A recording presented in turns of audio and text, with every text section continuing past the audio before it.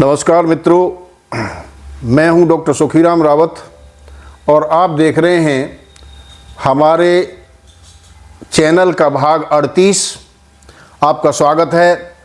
आपका बहुत बहुत धन्यवाद। इस वीडियो में हम आपके साथ शेयर करेंगे जो इस वीडियो का टॉपिक है। टॉपिक का नाम है कि क्या जाट आर्य हैं, यानी क्या जाटों को आर्य माना जा सकता है। कारण ये है कि बहुत सारे विद्वान इतिहासकार कहते हैं कि जाट आर्य नहीं है, लेकिन अब हमें ये देखना है कि क्या वाकई इन विद्वानों के जो आक्षेप हैं वो सही है कि नहीं है। हमें सबसे पहले वेदों का प्रमाण इसके लिए देना पड़ेगा। एक अथर्ववेद का मंत्र है, 19वें कांड 4थे अनुवाक 32वें सूक्त का 8वां मंत्र है, और वो मंत्र है, मैं पढ़ के सुना देता हूं। प्रियम मा दर्भ कृणु ब्रह्मराजन्यभ्याम शूद्राय च आर्याय च। दोबारा, प्रियम मादर्भ कृणु ब्रह्मराजन्याभ्याम शूद्राय च आर्याय च।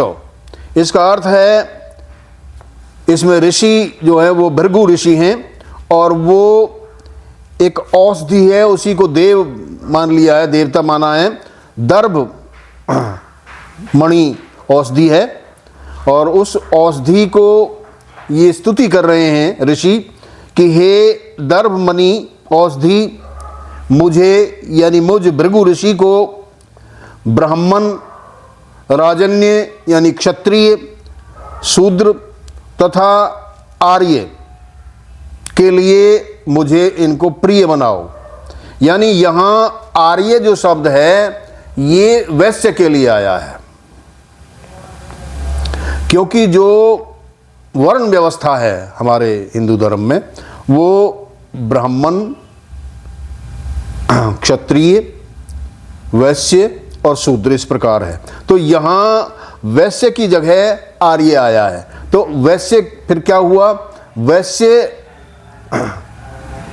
किसान के लिए हुआ, कृषक के लिए आया, क्योंकि आचार्य चाणक्य ने भी वार्ता शस्त्रोपजीवी में जो वार्ता शब्द है ये वैश्य के लिए माना है, किसान के लिए माना है।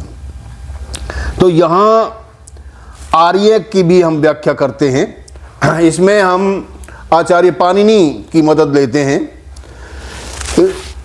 अपनी अष्टाध्यायी नामक पुस्तक में आचार्य पाणिनि ने एक मंत्र, एक सूत्र दिया है। उस सूत्र कौन सा है? अष्टाध्यायी के 3रे अध्याय के प्रथम पाद में 103वां सूत्र है, और वो सूत्र है आर्य स्वामी वैश्यो। आर्य स्वामी वैश्यो का मतलब है कि ऐसा वैश्य, किसान, कृषक जो स्वयं अपनी भूमि का स्वामी हो, उसको आर्य कहा है। और आर्य से ही आर्य बनता है, यानी वैश्य, किसान प्लस स्वामी, उनके लिए एक टर्म दी है, एक शब्द दिया है आचार्य ने, पाणिनि ने, उसको आर्य कहा है। और आर्य को जब वृद्धि करेंगे हम, आदि वृद्धि करेंगे तो आर्य बनता है। आचार्य यास्क ने भी, निरुक्तकार आचार्य यास्क, उन्होंने भी आर्य की परिभाषा दी है कि आर्य ईश्वर पुत्र है। आर्य ईश्वर पुत्र है का मतलब ये नहीं है कि केवल आर्य ही ईश्वर पुत्र है। ईश्वर का मतलब यहां भगवान नहीं है। ईश्वर का मतलब स्वामी भी होता है। संस्कृत डिक्शनरी में ईश्वर का एक अर्थ स्वामी भी दिया है। इसका मतलब है कि जो अपनी भूमि का स्वामी हो उसका पुत्र आर्य कहलाया है। यदि हम ईश्वर का अर्थ भगवान मानते हैं तो केवल आर्य ही ईश्वर पुत्र माना जाएगा, जो अनार्य हैं उनको ईश्वर पुत्र नहीं कहा जाएगा। और इस प्रकार ईश्वर का जो विशेषण है वो गलत सिद्ध हो जाएगा। सर्वव्यापक, सर्व परमात्मा, ये इस तरह के जो विशेषण हैं भगवान के, वो गलत सिद्ध हो जाएंगे। इस तरह से ये ईश्वर जो है ये स्वामी के लिए आया है, और ये स्वामी कौन है? अपनी भूमि का जो स्वामी है। स्वयं कृषि करने वाले भूस्वामी व्यक्तियों को आचार्य पाणिनि ने अपने ग्रंथ अष्टाध्यायी के सूत्र आर्य स्वामी वैश्यो में आर्य कहा है। इसी आर्य शब्द से आर्य शब्द बनता है। आचार्य यास्क 700 ईस्वी पूर्व, जिनका समय माना गया है, ने जो ईश्वर पुत्र कहा है, इस ईश्वर का एक अर्थ वामन शिवराम आप्टे ने अपनी संस्कृत डिक्शनरी में स्वामी या मालिक दिया हुआ है। भगवान का निराकार आदि जो विशेषण हैं वो गलत सिद्ध ना हो जाए, इसलिए आचार्य पाणिनि ने तस्य ईश्वर है एक सूत्र और दिया है।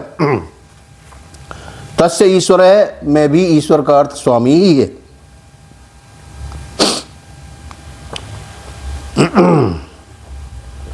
जब मनुष्य घुमंतु और शिकारी अवस्था में था और कुछ काल के बाद वो अवस्था छोड़ दी और एक स्थान पर ठहरकर घर बनाकर कृषि कर्म करके जीवन यापन करने लगा, तो निश्चय ही मनुष्य की यह अवस्था उसकी पूर्व काल की घुमंतु और शिकारी अवस्था से अच्छी थी, श्रेष्ठ थी। इसलिए बाद में आर्य का अर्थ श्रेष्ठ कर दिया और ये एक नस्ल के रूप में हो गई कि भाई वो जो भी श्रेष्ठ व्यक्ति होगा वो आर्य होगा, पर ऐसा नहीं है।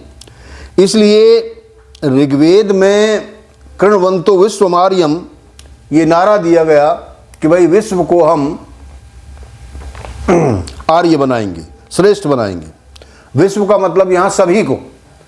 ऋग्वेद में विश्व का अर्थ समस्त के लिए होता है, सारे के लिए होता है, सब के लिए होता है। तो विश्वम का अर्थ यहाँ सभी को आर्य बनाना उद्देश्य है ऋषियों का। इस प्रकार भारतीय उपमहाद्वीप में कृषि कर्म के प्राचीनतम प्रतिनिधि होने के नाते जाट विशुद्ध आर्य है। अब हम कुछ और भी देखते हैं कि इनका फैलाव कहाँ कहाँ तक हुआ है।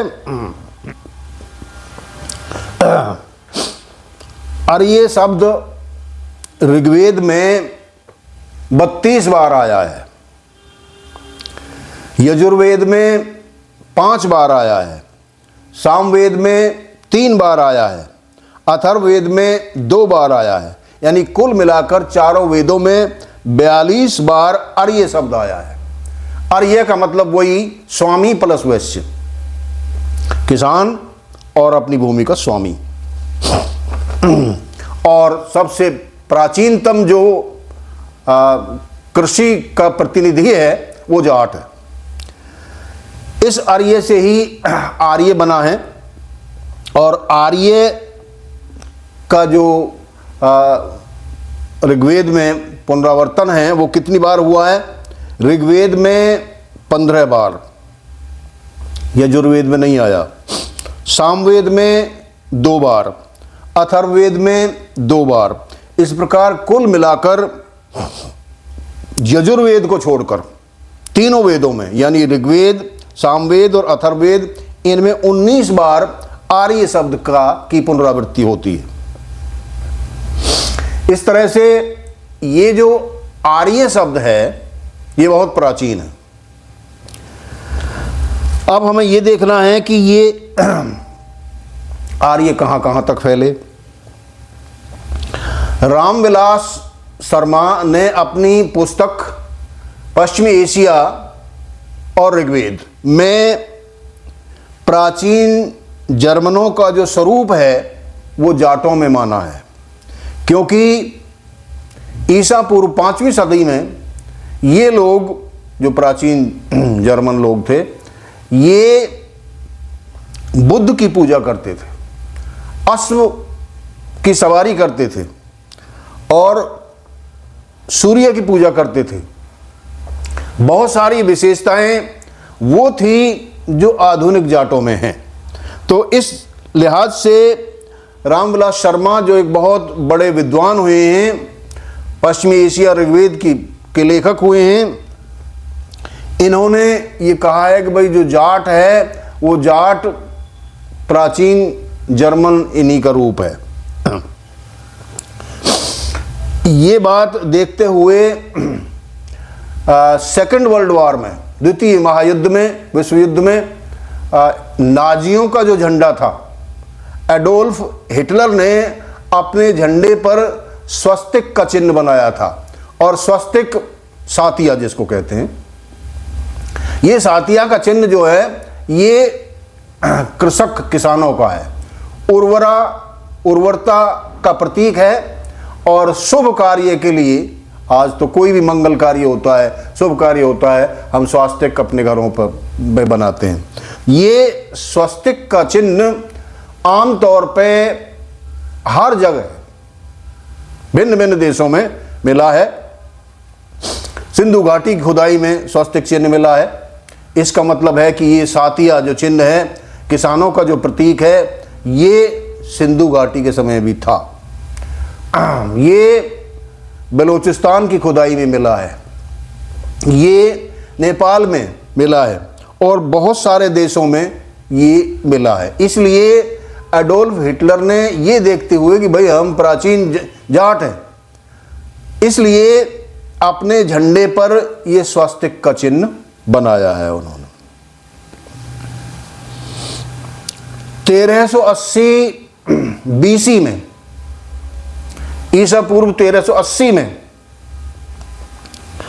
अनाटोलिया जिसको अब तुर्की कहा जाता है, तुर्की, वहां एक स्थान है बोगजकुई।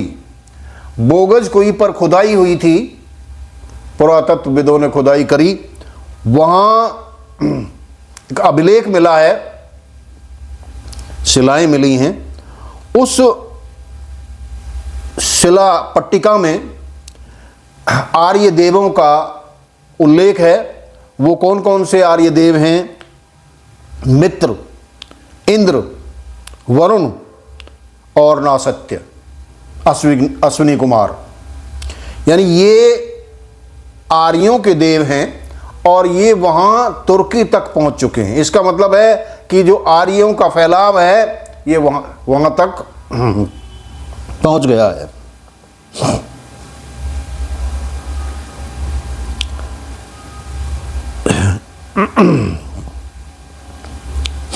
इसके अलावा यूरोपियन देशों में, नेपाल में बहुत जगह आर्यों का हमें प्रसार मिलता है। एक और भी रामायण में हमें मिलता है, जम्बू द्वीपे भरत खंडे आर्यवर्ते। तो आर्य का जिक्र रामायण में भी हमें मिलता है, महाभारत में भी मिलता है। बहुत सारे हमारे जो ग्रंथ हैं वहाँ भी आर्यों का हमें जिक्र मिलता है।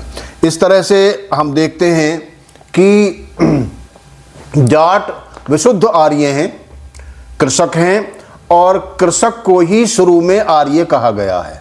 आचार्य पाणिनि ऐसा मानते हैं कि स्वामी प्लस वैश्य दोनों को आर्य कहा है, और इस आर्य से आदि वृद्धि करके आर्य बनता है, और ये बाद में श्रेष्ठता का प्रतीक हो गया, और फिर इसका अर्थ बदल गया, श्रेष्ठ के रूप में इसका अर्थ हो गया, और नस्ल के रूप में, और इस तरह से आक्रांताओं के रूप में भिन्न भिन्न इसके अर्थ किए गए इतिहासकारों ने। तो लेकिन शुरू में जो ऋग्वैदिक इसका अर्थ है, वैदिक कालीन जो इसका अर्थ है, वो केवल कृषि के लिए है। आर्य का अर्थ केवल कृषि है। आचार्य पाणिनि भी ऐसा मानते हैं। और कृषि को करने वाले जो किसान हैं, और किसान का मतलब है शुरू में जाट, यानी जाट ही सबसे पहले विशुद्ध आर्य हैं, बाकी और लोग बाद में आर्य बने हैं उनको फॉलो करने के बाद। इस प्रकार ये टॉपिक हमारा पूरा हुआ कि भाई जाट विशुद्ध आर्य हैं, ये हमारा मंतव्य है। तो दोस्तों, यदि आपको हमारा ये चैनल वीडियो अच्छा लगता है, इंटरेस्टेड लगता है, तो आप इसे सब्सक्राइब अवश्य करिए, इसे शेयर करिए, कमेंट करिए। आपका बहुत बहुत धन्यवाद। नमस्कार।